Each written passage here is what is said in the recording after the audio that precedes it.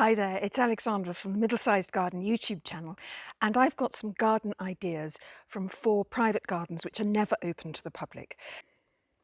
These 4 gardens are in Australia, but before you think, oh gosh, that's got nothing to do with me, I live in Northern Europe or Britain or Northern America. These are very seasonal gardens. They are in southern Australia, about an hour out of Melbourne, and although the summers are hotter than I have in southeast England, the winters are still quite cold. And also, garden ideas aren't always about plants. There are some really great garden ideas here, which I think will be really useful for anyone just trying to give their garden a little bit of a lift this year. So let me introduce the 4 gardens.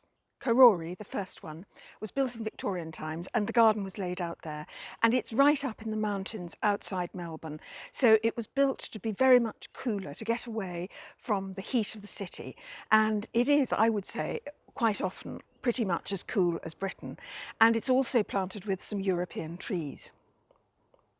The second house, Hydrangea, is also in the mountains outside Melbourne, and it was also built originally in Victorian times, and a lot of the gardens were laid out then, and some of the trees still date from that time, but it had a big renovation in the 1920s, so some of the trees date from that, and the current owners have restored the garden, and they're very carefully managing the trees and planting trees so that in 90 years' time there will still be some lovely trees. The other 2 gardens are down on the plains in the rural part of Victoria, about an hour or so out of Melbourne, and one of them belongs to Robin and Margaret Marks, who built it themselves 30 years ago.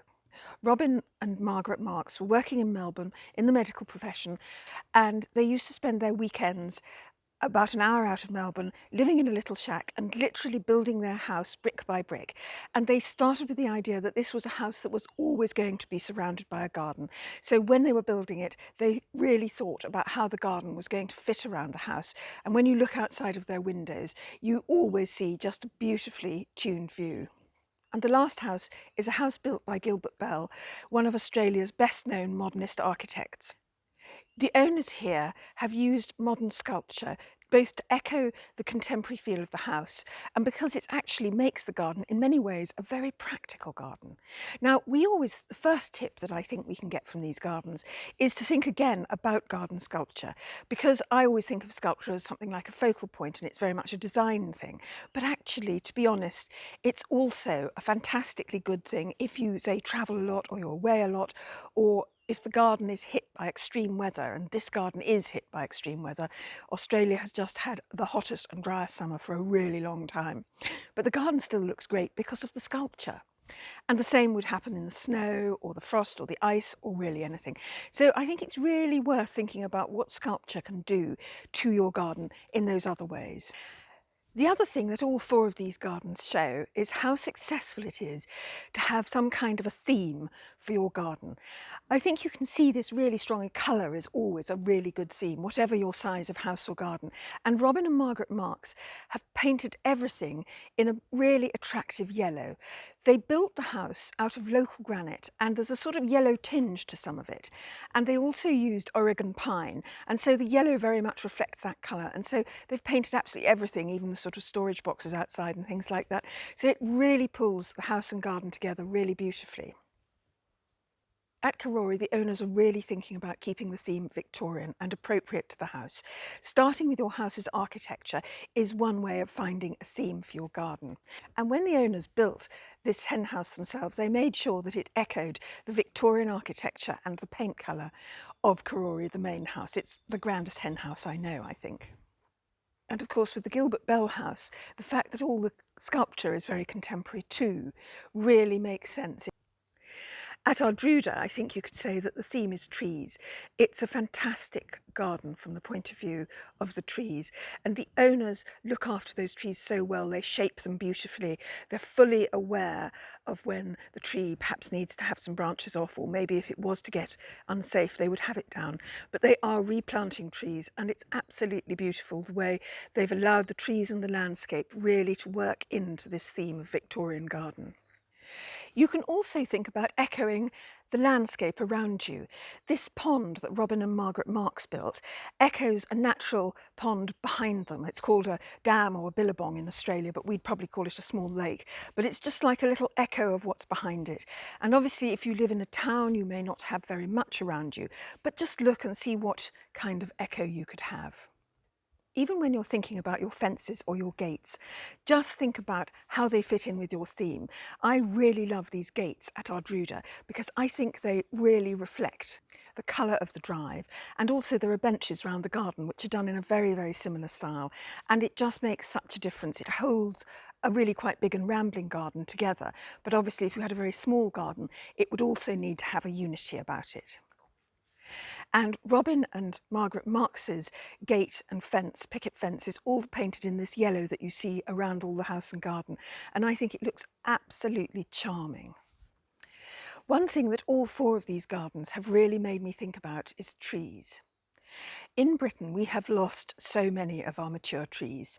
We've had Dutch elm disease, ash dieback, oak processionary moth, the 1987 hurricane, and of course a huge amount of building and development. And the thing is about when a 150-year-old tree comes down or a 90-year-old tree comes down, it does take 150 years before you would get that maturity of a tree again. I think the children in Britain, most children in Britain, have never even seen an elm as mature as this one at Karori, even though the elm used to be a really common tree all around Britain. So I really think that looking at these gardens and seeing the value that mature trees gives them is really important. British garden designer Diarmaid Gavin says that even the smallest garden should have a tree. And I think he's right, but I think as your garden gets a bit larger or more middle-sized, then really think about how the trees, the foliage, the different colours of the foliage, the shapes and the age really works together to create a sort of symphony in your garden, because trees give it a solidity and a structure and a proportion that you really can't get with anything else. And while you're thinking about trees, well, I think about conifers. These conifers at Hydrangea are about 30 or 40 or even 50 years old, I'm not quite sure how long. And they were planted there around this pond, and they give it shape, they give it structure, they haven't got too big. They're very easy to look after. So I really think it's time to look at the different shapes and colours and heights of conifers, rather than just saying, oh God, they're all Cypress Lelandii. And another plant that we take for granted in the UK, I think, and perhaps don't use to its full capacity, is the hydrangea. They can be dramatic. Here at Hydrangea, they're combined with tree ferns. I mean, you could put your hydrangeas into your new exotic garden anywhere in Britain or North America or Northern Europe, and it'll look fantastic. And these hydrangeas in pots at Hydrangea, they make a big statement. They're a big plant. The flowers go on for a long time. They're relatively easy to look after. They do need a bit more watering than some plants, but actually they're hugely good value. Low maintenance, you can just kind of go away and leave them. Last year, Europe had a really hot, dry summer, and Australia had one too. And of course, that has us all thinking about drought. Now, one of the things that these gardens have not done is water their lawns. It is a waste of water to water your lawn because it'll go completely brown, and then as soon as it rains, it'll come back again.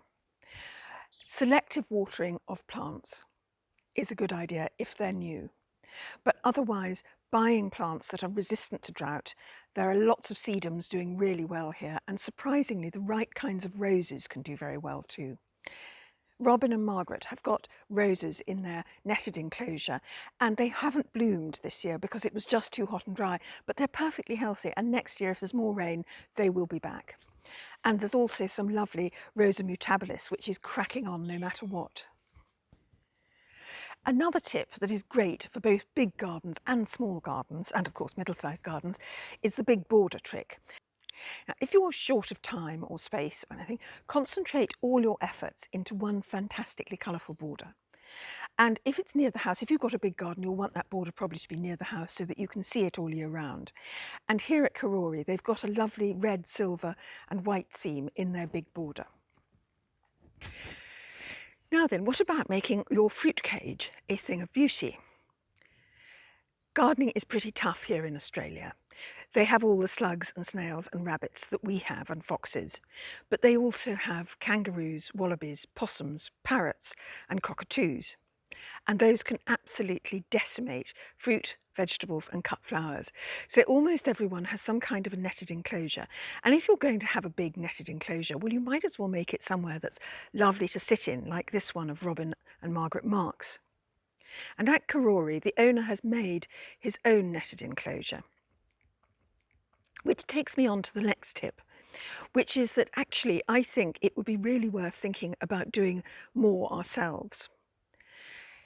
I think in Britain and possibly in Northern Europe, we've got quite boxed in. We think, well, if we work at a desk, we won't be any good at carpentry. We've got to find someone to do it. But of course, the trouble with that is it is expensive. And if you want a huge netted enclosure, it's going to cost you a hell of a lot of money unless you do it yourself. The owner of Karori was working at a desk job while he did this, but he did an hour before work every single day, making one piece of wood work and putting it in and tying it up. And it took him a year, but it's a fantastic structure. The netting probably won't need replacing for about 25 years. It's been painted, so it should be hard wearing.